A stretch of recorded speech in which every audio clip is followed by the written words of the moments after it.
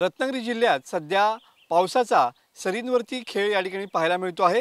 नुकताच श्रावण महिना सुरू झालेला आहे आणि त्याचमुळे रात्री पाऊस आणि सकाळी या ठिकाणी पावसाची उसंत असं चित्र सध्या रत्नागिरी जिल्ह्यामध्ये पाहायला मिळते।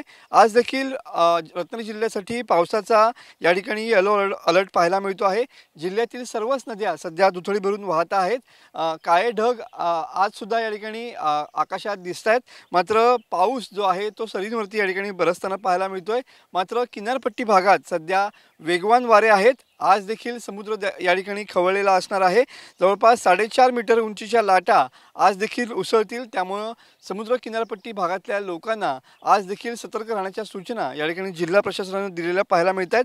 गेल्या 4 दिवसांपासून जो पाऊस आहे तो या ठिकाणी सरींवरती बरसताना पाहायला मिळतोय। जिल्ह्यात जवळपास 98% भात लावणी ही देखील पूर्ण झालेली आहे आणि सध्या श्रावण महिना सुरू झालेला आहे। त्यामुळे पावसाच्या ज्या सरी आहेत त्या अधूनमधून या ठिकाणी बरसताना पाहायला मिळतात। आज देखील जिल्ह्यात पावसाचा येलो अलर्ट आहे आणि सर्वच नद्या या दुथडी भरून वाहत आहेत। सकाळपासून पावसाने विश्रांती घेतली असली तरी पण आज देखील दिवसभरामध्ये मध्यम स्वरूपाचा पाऊस असेल असा हवामान खात्याने अंदाज वर्तवलेला पाहायला मिळतोय। कॅमेरामन समीत गजनेसह मी मनोज लेले, TV9 मराठी, रत्नागिरी।